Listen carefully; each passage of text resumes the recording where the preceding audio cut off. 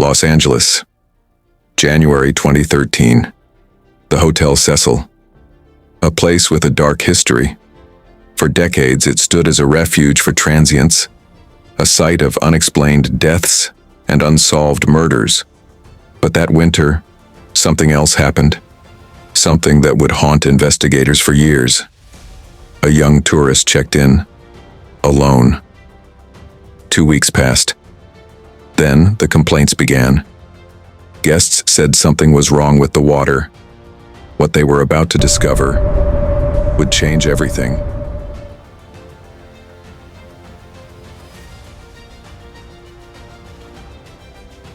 Her name was Elisa Lam, 21 years old, a Canadian student, traveling alone down the West Coast. Bright and curious, documenting her journey online. On January 26th, she checked into the Cecil Hotel. She was supposed to call her parents every day. Every day she did, until January 31st. The calls stopped. No messages. She vanished. Without a trace.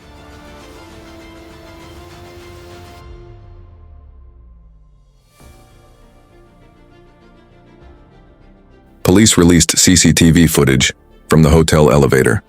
The timestamp, February 1st, 2013, the last known recording of Elisa alive. She steps inside, moves quickly to the control panel, and presses multiple buttons. The doors don't close. She steps out, then back in, peers down the hallway, as if hiding from something or someone. The elevator never moves. The doors remain open the entire time. She steps out again. Her hands move as she gestures, as if she's speaking to someone unseen. She walks back in, then finally, she steps out for the last time and walks away, down the hallway. The footage ends. A moment passes. The doors close. On their own.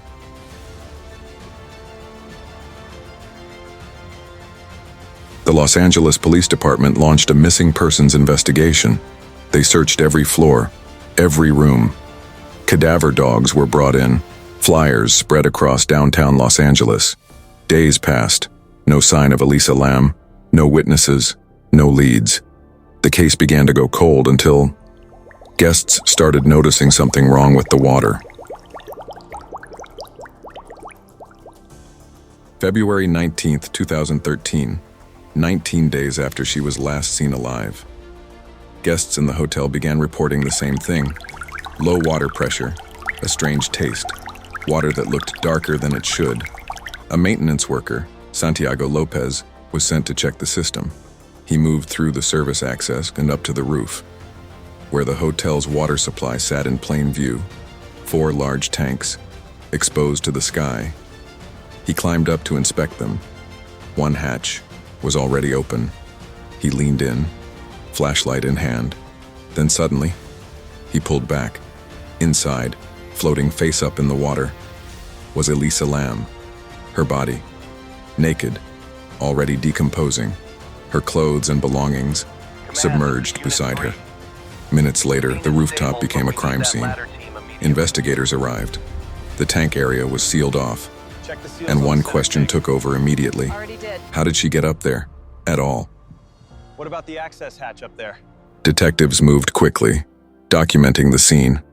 Photos, notes, measurements. Then they turned to the question of access. How does anyone even get up here? The roof access door was marked authorized only, with an alarm box nearby. Another lock point suggested entry controlled by staff keys. Not a public route. At the tank, they focused on the simplest explanation: mechanics. The hatch lid was heavy. The opening, measured, the hinge and rim, inspected.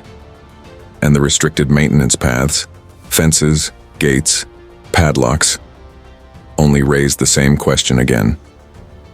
If access was limited, how did she reach the roof? Unseen, how did she open the hatch? Why was she undressed? And most disturbing, How long had the hotel guests been using that water before anyone noticed? The Los Angeles County Department of Medical Examiner coroner conducted the autopsy. No trauma, no sign of assault. Toxicology showed only her prescribed medication for bipolar disorder at therapeutic levels. Cause of death: accidental drowning. Manner: undetermined.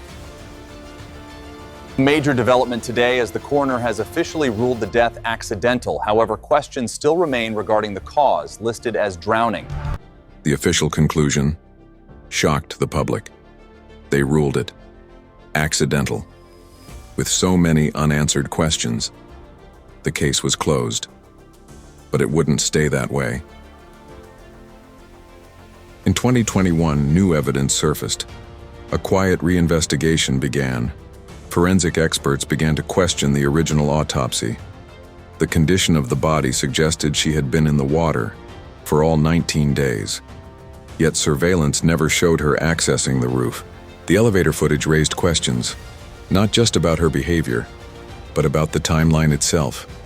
The video was captured around the time of her last known movements, yet key details didn't fully align. There were irregularities, moments that felt out of sequence, unexplained gaps, sections that didn't behave like continuous, unbroken recording. Authorities never provided a detailed explanation for how the footage was processed before release. And without that clarity, the timeline remained uncertain. Not fully resolved, but not fully understood either. No fingerprints lifted from the tank, no roof surveillance ever reviewed, no clear explanation for how the hatch was opened. The ruling of accidental drowning now faced serious scrutiny. To this day, critical questions remain. Who, if anyone, was Elisa Lam reacting to in that elevator? How did she bypass locked doors and roof alarms without detection? Why were key pieces of evidence not preserved? And what do the 2021 findings suggest that the original report may have missed? The case file remains technically open, the mystery unresolved. The Cecil Hotel never disappeared. It was built in 1924, a place once meant for luxury. Over time, it changed, rebranded, repurposed. Today, it no longer operates as a traditional hotel, but the building still stands. The same walls, the same rooms. A century of history, still intact, and everything that happened inside was never erased. People left.